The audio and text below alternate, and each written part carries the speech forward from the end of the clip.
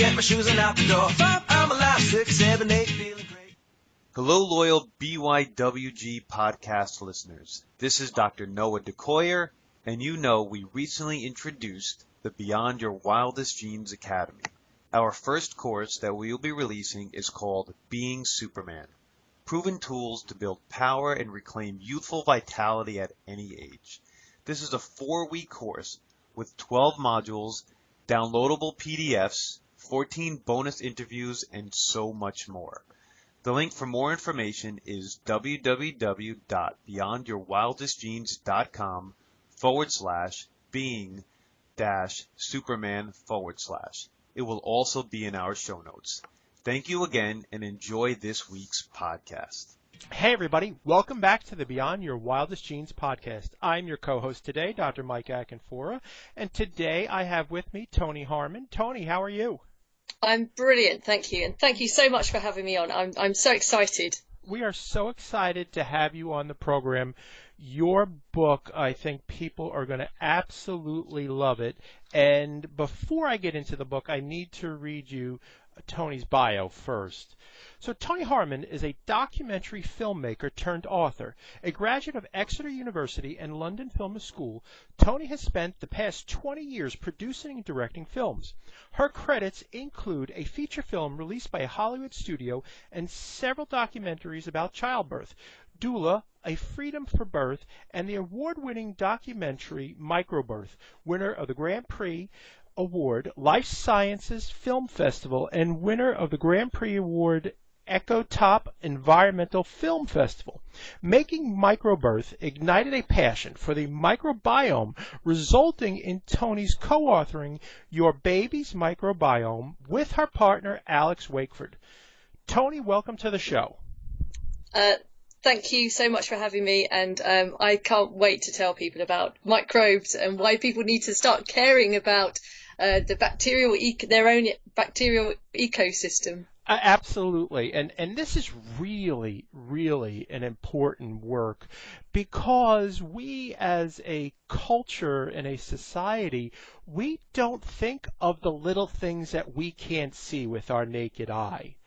So I love the book, I love the title, and the information is truly life-changing, and it goes on and generational. But before we get into all that, please tell people, I gave them a little taste of your background, but please tell people about your journey and how you got here. I didn't start off I didn't want to be a documentary maker. Documentary filmmaking, making films about microbes. That wasn't on my agenda at all. Back 20 years ago, I went to film school in London, started making documentaries and making short films, and with my partner, Alex Wakeford. We had this dream of making feature films. So we just made our first feature film that got picked up by a Hollywood studio. And I thought I was off on a journey to Hollywood. Then I found I was pregnant, which was amazing, fantastic. And I had a baby and a little girl called Willow. And I started being a kind of a natural filmmaker. I started becoming interested in childbirth and how it changes a person, and also kind of the different things that come into play with childbirth. Anyway, so after having a baby, I started making films about childbirth. So I made a film about doulas, and then a film about human rights and childbirth. And while I was making the film about human rights and childbirth, I started hearing things about the microbiome. And so I started sort of looking into it and thinking, wow, there's something in this. And then we interviewed, we were lucky enough to, but actually it wasn't just the microbiome, it's like epigenetics. There was something happening in childbirth which seems to have an effect on the immune system and changing a baby's immune system with lifelong health consequences. So myself and my partner Alex, we thought, okay, maybe there's something in this. Let's have a look more. So we interviewed two epigenetic professors, and they're over in the UK, and we went to film them. They're amazing, incredibly clever people. And they said to us, the most exciting thing about epigenetics in childbirth is we don't know. These are professors. Yeah, professors. They just said we don't know. It's too early. There's ideas, and then they said to us the evidence for the microbiome is much stronger. Go and look more on the microbiome and come back to us. So so we did. So we Googled literally Googled what's the microbiome, and that led us to Professor Martin Blazer in New York, and we came over to film him. And he'd just published his Missing Microbes book, which was amazing. And then we interviewed another professor in New York, Maria Gloria Dominguez Bello. And then there's another one in upstate New York, which was Dr. Rodney Deertert, an immunologist from Cornell University. And his theory, the completed self theory, was that if you don't get all the microbes you're supposed to have, and I'll come on to this in a bit, that if you don't have all the microbes you're supposed to have during birth, then this could massively affect your immune system, which can have lifelong health consequences. So all these pieces of the puzzle, and then those professors suggested we interview others, ended up with us making this documentary called Microbirth, which has now been broadcast around the world. It's won multiple film festivals.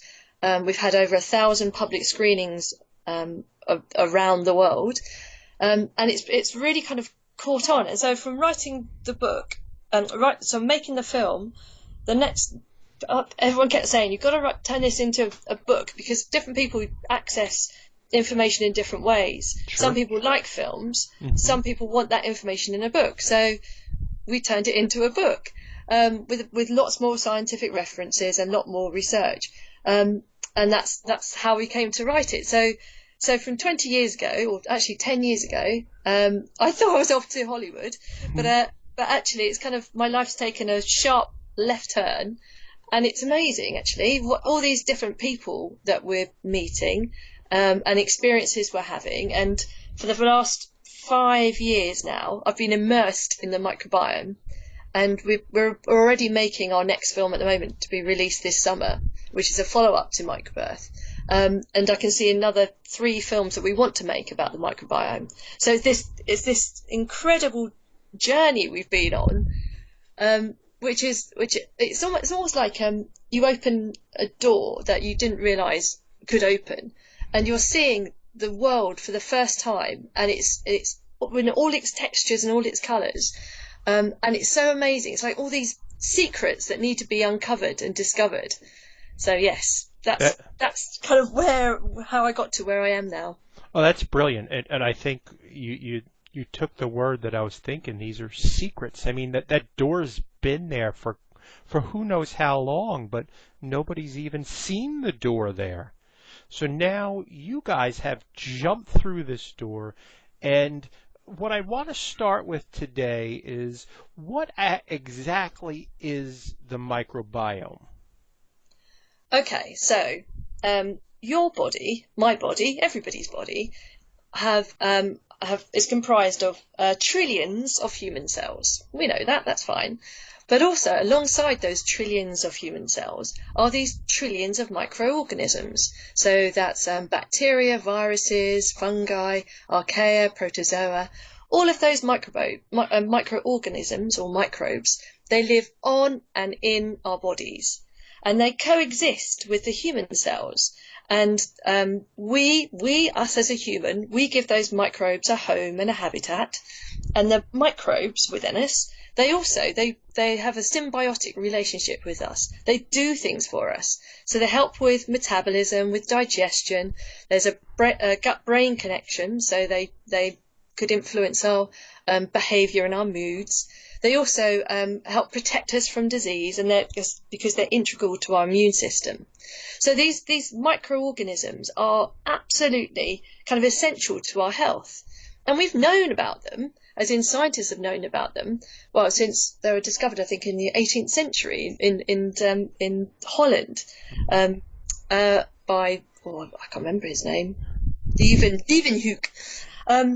and he called them animalcules. And since then, so they've known about these microbes for a long time, but it's only there's something called second generation sequencing, so where you can look into the DNA of these microbes, and this has only happened in the last 5-10 years, really, that we've really got to know what these microbes are and what they do.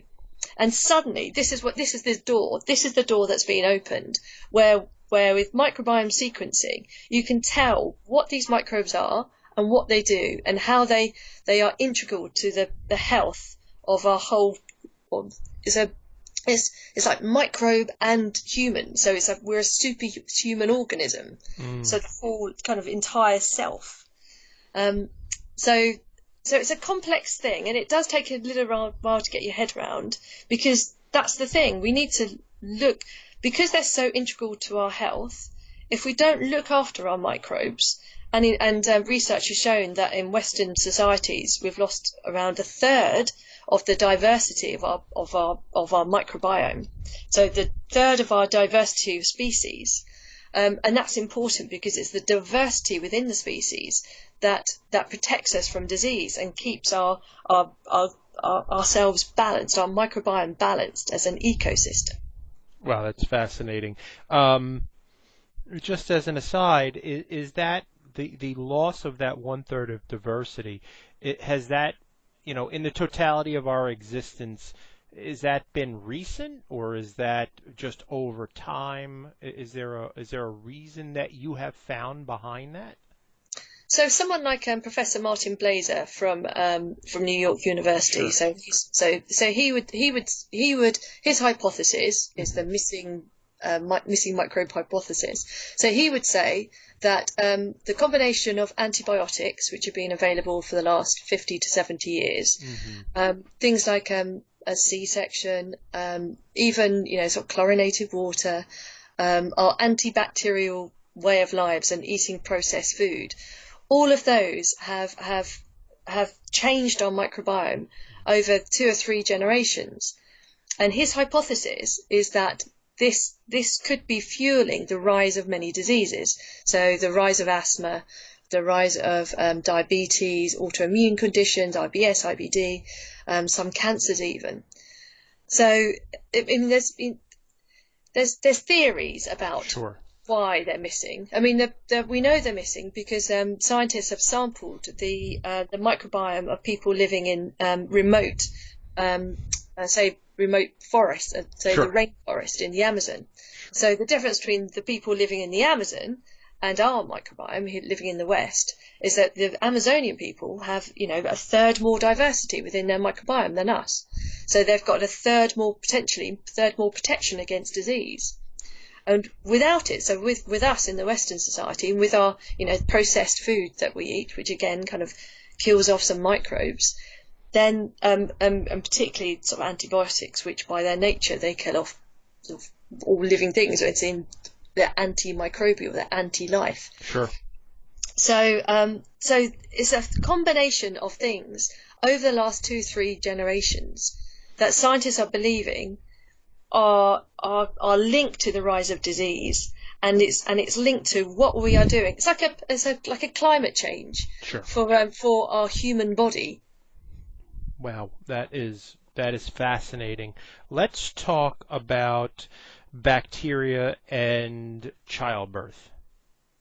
Okay, so imagine, microbes, as I've just recently found out, actually, microbes play a part in conception, but that's for maybe another book. But so a mother gets pregnant, and during her pregnancy, her body changes, her microbiome changes. So in her vagina, they'll start to gather a species of bacteria called lactobacilli. So they're a lactic acid bacteria, and they become dominant in the mother's vagina in preparation for her birth. Mm-hmm. And in her gut microbiome changes, and she'll have a lot more quick energy releasing microbes.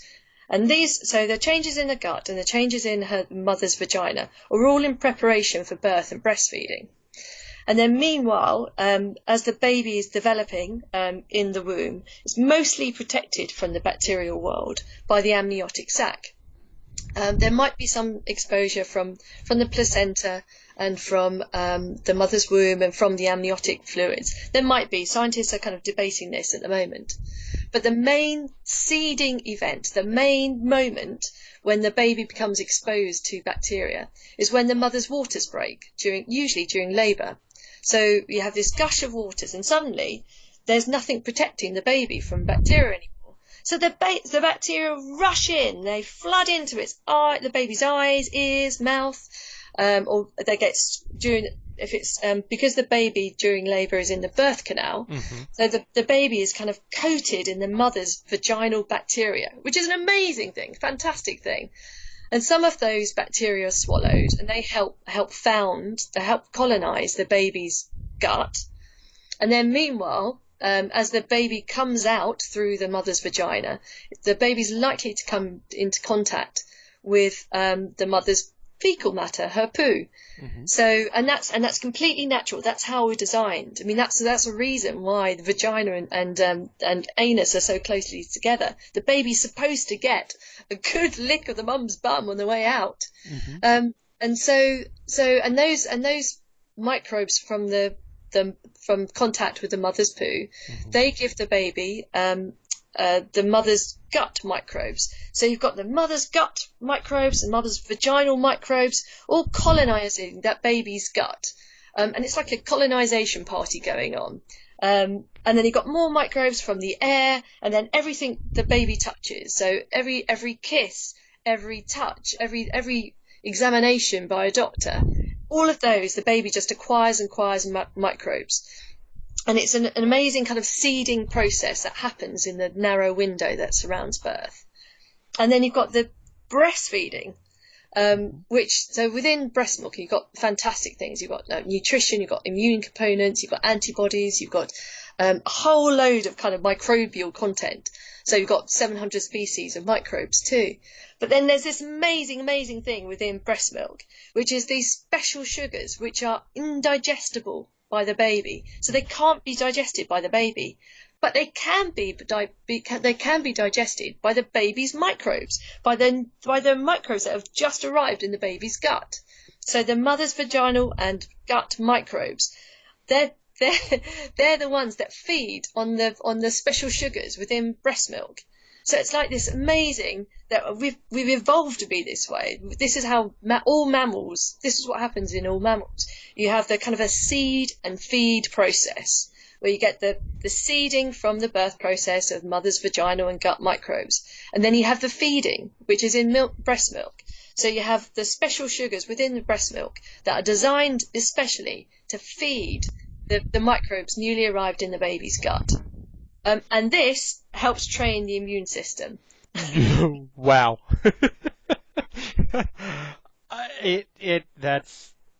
That's mind blowing, and we're really just at the tip of the iceberg when it comes to the birthing process. And I want to get into the difference between and what happens with cesarean versus vaginal birth. But before I do that, you were talking about the breast milk. What's the difference between breastfeeding and formula? Okay, and I know this is a really sensitive subject. I mean, I had my baby by emergency C-section, and I supplemented breastfeeding with formula feeding. So I'm a mother who formula fed her baby and had a C-section. And I know this is really sensitive, and I don't mean to make anyone feel guilty. That said, so the science is showing that breast milk, as well as all other kind of wonderful things about breastfeeding, which is there's the microbial components of breastfeeding. So you have these 700 species of bacteria that are found in breast milk, and they're the right bacteria the baby's supposed to get. And plus you've got all these human milk oligosaccharides, the special sugars that are in there to feed the baby's microbes. And it's a living, breathing kind of organic soup is breast milk. Yep. And that changes. It changes to meet the needs of the baby. So as the baby ages, so the breast milk changes over time. With formula milk, so formula milk does provide nutrition, but it doesn't have all the unique, complex microbial and immune components that are found in breast milk. And it doesn't have all those human milk oligosaccharides, those special sugars, and it doesn't have the 700 species of bacteria that are supposed to be there, the specific species of bacteria that are supposed to be in the breast milk. So formula milk will have a different set of bacteria, and scientists are theorizing that the formula milk introduces bacteria, different bacteria that are not supposed to be there.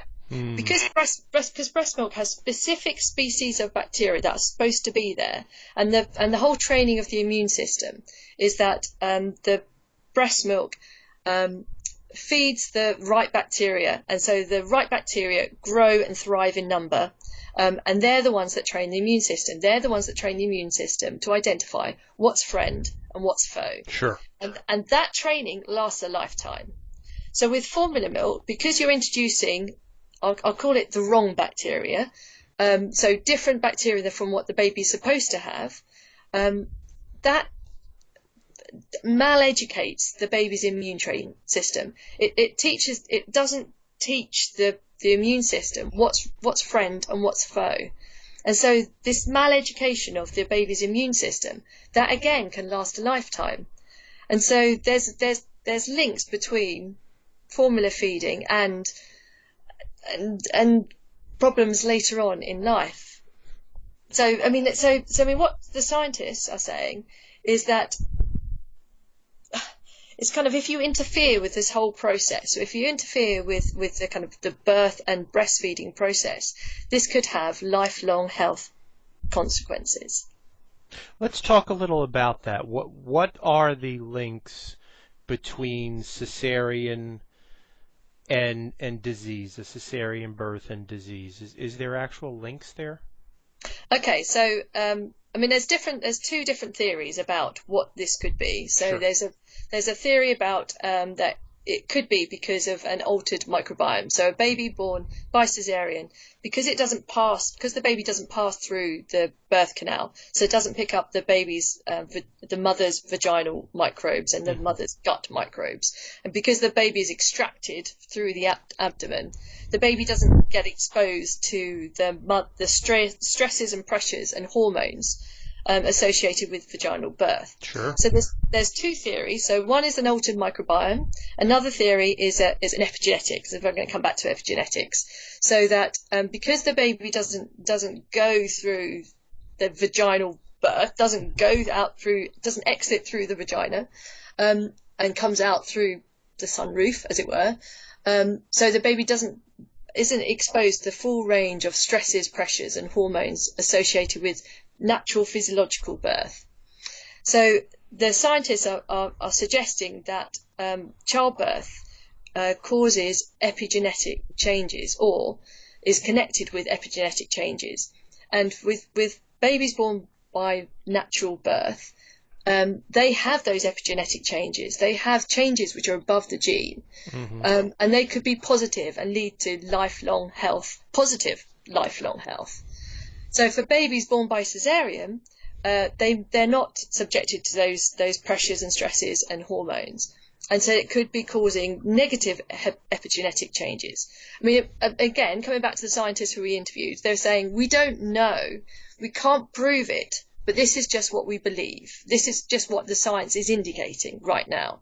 Okay, so those babies born by 20%, babies born by cesarean are, research has shown that they're 20% more likely to develop asthma, 20% approximately to develop there's significant risk to develop type 1 diabetes, about 15% more likely to have celiac disease, and 20 to 22% more likely to be obese or overweight later in life. So these diseases, asthma, type 1 diabetes, celiac disease, and obesity, they're actually kind of like gateway diseases to other diseases later in life. So if you have one of these diseases early in life as a child, you're more likely to have a load of other diseases later on in life.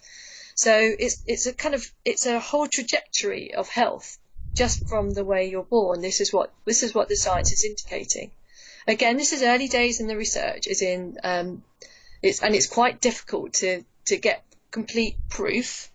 Most of the research at the moment has been on mouse studies or by epidemiological evidence, which is looking at thousands and thousands of people born, either by C-section or vaginally. But the research that we've got is all pointing in the same direction. That if you're born by C-section, you're increased risk for all these diseases. So your asthma, diabetes, celiac disease, and obesity. So I just want to dial back around because people are probably listening to this, and you have in your book, you do talk about solutions, which is really, really important, and our community loves takeaways from this. And I don't want to give it all away without folks reading the book.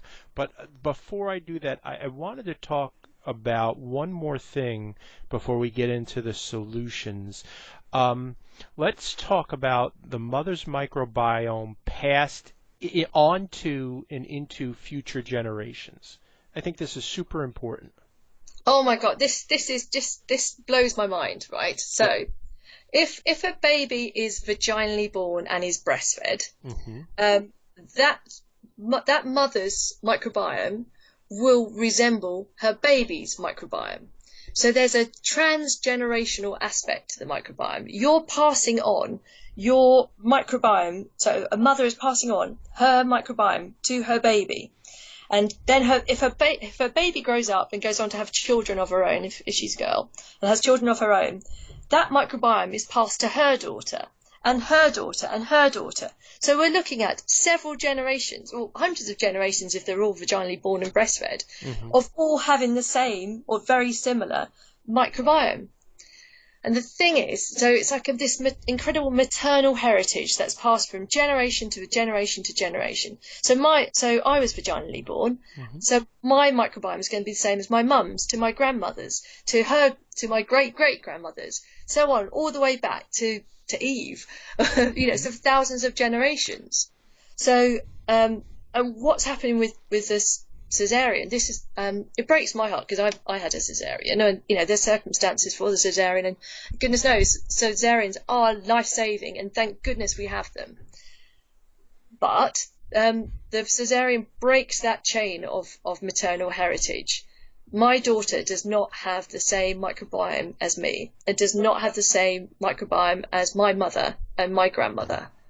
And so it's this because she doesn't inherit my vaginal and gut microbes. Her skin was still her microbiome was still colonized, but likely to be colonized. Her first microbes to arrive were likely to be from the air of the operating theatre, rather than my own vaginal or gut microbes. So that's the thing. So this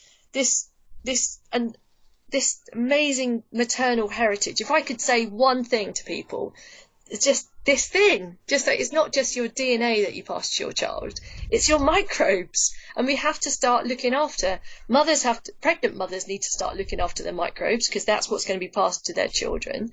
And we all need to within the population need to be looking after our microbes, because that's what's going to be passed to the next generation.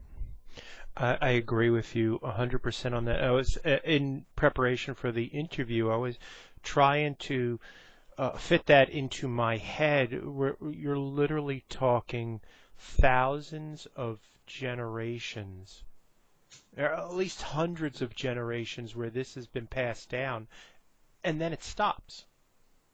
I mean, that's it. Yeah. So when you start thinking about that, I mean, there are things you can do, a mother could do to kind of restore her baby's microbiome, but it's never going to be the same. Right. There's a narrow window which say Professor Rodney Deertit from Cornell University, a professor of immunotoxicology, he says there's a narrow window of time that surrounds birth to train the immune system to pass on that maternal heritage. And if you miss it, that window's gone. There's no second chances. I mean, there's things you might be able to do to help restore a baby's microbiome later on, but that's it. We have one chance. And that's why I kind of want to shout loud and proud that we need to start looking after our microbes, and we need to start thinking about them during pregnancy, during birth, during kind of infant feeding. Sure. And this actually needs to take place before this child enters the world. It is prenatal. Women and men need to take care of themselves. And this is the essence of what we do at Beyond Your Wildest Genes too. Yeah, and it's so simple. I mean, this is the subject of our next film out in the summer. Just it's things like changing your diet to reducing your eating processed foods if you can, to eating more high fiber foods, to start eating fermented foods, to get exposure to nature, to go out for walks. There's research about the benefits of getting a dog for helping your microbial diversity. There's so many things. Gardening, reducing stress. So stress kind of has a real big impact on the microbiome. If you reduce stress and go for a walk and just take lungfuls of air, getting house plants, it all helps your keeping your diversity. You want as diverse a range of bacteria within your body, because it's the diversity keeps everything in balance. And if you have a balanced microbiome, that tends to be that you're a healthy individual. When you have an unhealthy or unbalanced microbiome, this causes dysbiosis, where there's an imbalance in your gut microbiome, and dysbiosis has been linked to your asthmas and your autoimmune conditions, some mental conditions too. So and also mood. So there's links between gut dysbiosis and depression. Some Parkinson's, multiple sclerosis. These are all sort of conditions which are also being linked to the microbiome. So it's just it's looking at and things like, I wouldn't say don't take antibiotics at all, because antibiotics can be life-saving, but I think it's sensible use of antibiotics, sensible use of antibacterial cleaners. If you're handling raw chicken, then absolutely you might want to use antibacterial cleaners. But if you're not normally handling raw chicken, then yeah, maybe just washing your hands. Sure. Absolutely. All right, so people have been waiting. We've gone through a number of things, and now everybody's waiting. Are there solutions and takeaways that folks can start doing today? Okay, so if someone is needing a C-section, if someone's pregnant and is starting to get worried, don't get worried, because that's stress and that might affect your baby. So it's not doom and gloom, okay? There's things you can do. So all those things which I mentioned. So every single person all around us can do this now. So eat more fermented foods, eat high fiber foods, eat a diverse range of fresh fruit and vegetables, eat less processed foods, go for walks, get microbial exposures. And then if you're pregnant, so all of that is true for a pregnant person, but particularly if you're pregnant, you should take advice from a healthcare provider. In fact, if you change your diet at all, really, you should take advice from your healthcare provider. There's some research at the moment from Dr. Maria Gloria Dominguez Bello is doing in New York University, where she's looking at a swab seeding, where for C-section babies as a means to potentially partially restore the microbiome of babies born by C-section. And what she does is she takes a swab and inserts it into the mother's vagina an hour before surgery. Takes out the swab before the baby is born, and then as the baby's born, the swab is wiped over the baby's mouth, baby's face, baby's body. So this is basically introducing the mother's vaginal microbes to a newborn baby. I should stress this is research right now. This is there's very strict protocols for her research. You've got to be elective cesarean. You've got to be very healthy in your pregnancy. You've got to have tested negative for any pathogens.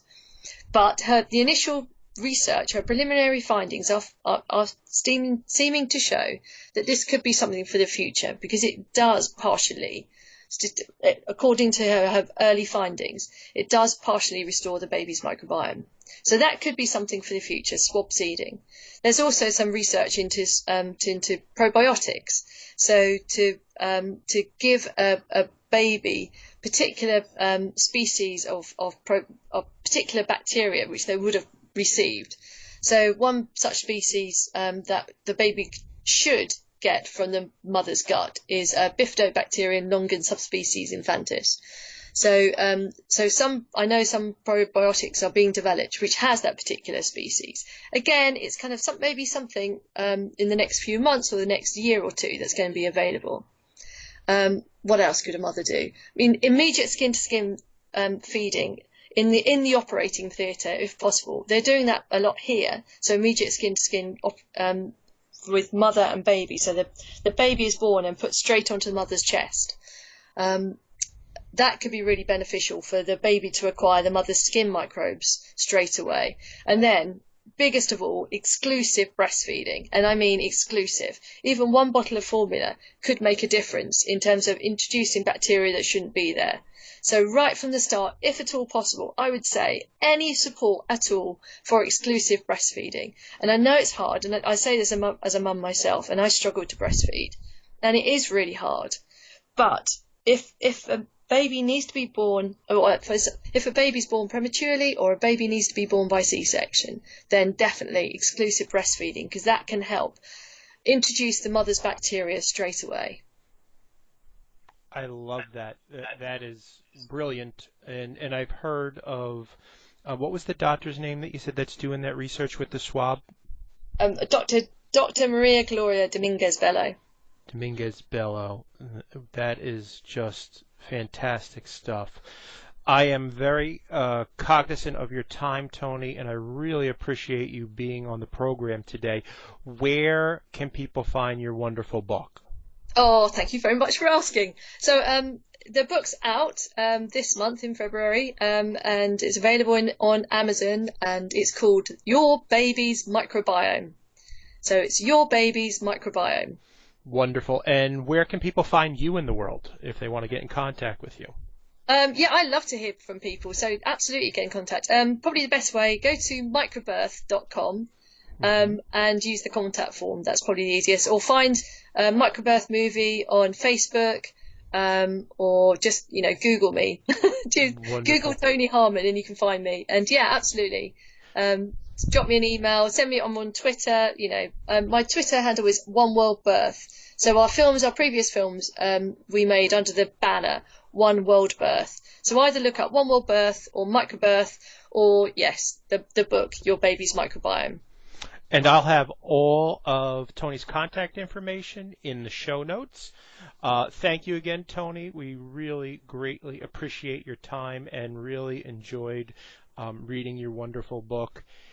Folks, if you like what you heard today, please help us to help you and leave us a 5-star rating on, I was going to say Facebook, on iTunes, because that helps people find the information that we are putting out there. Appreciate your time and have a great day, folks. Ciao. Thank you.